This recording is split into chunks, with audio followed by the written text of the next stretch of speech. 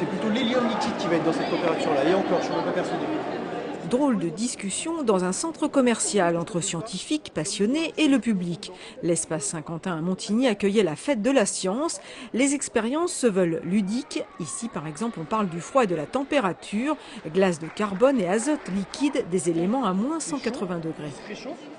C'est ici qu'on peut se permettre de désacraliser des choses, de faire sortir des choses qui sont dangereuses, apeurantes dans l'esprit, dans l'imaginaire collectif, et donc de réussir à désacraliser des points pour faire changer une image, faire évoluer une image, et permettre aux gens de se rapprocher de quelque chose et de se dire c'est pas parce que j'étais nul en sciences et que j'étais bloqué sur les tables de multiplication en CP que je suis forcément un idiot fini.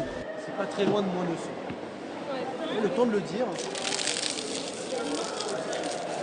C'est très intéressant, ça permet d'aider les gens à se diriger vers la science alors que ça peut paraître assez difficile et spécifique. Je trouve ça pas mal, quoi. Ça permet aux gens de plus s'orienter vers des filières S, parce que nous on a plutôt des a priori dessus justement.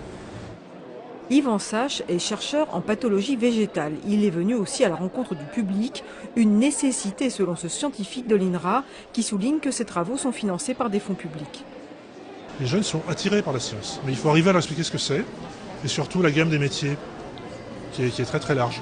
Il n'y a pas que des chercheurs avec des blouses, d'ailleurs j'en ai pas. Il y a des métiers techniques, il y a des informaticiens, il y a toute une gamme de métiers. Et le gros plaisir que j'ai dans ce métier, c'est que toutes ces personnes travaillent ensemble. On ne fait pas de la science tout seul. Je suis devenu chercheur parce que j'ai rencontré des chercheurs qui ont pris le temps de m'expliquer ce qu'ils faisaient, pourquoi ils le faisaient. Et je suis entré dans le métier comme ça en fait.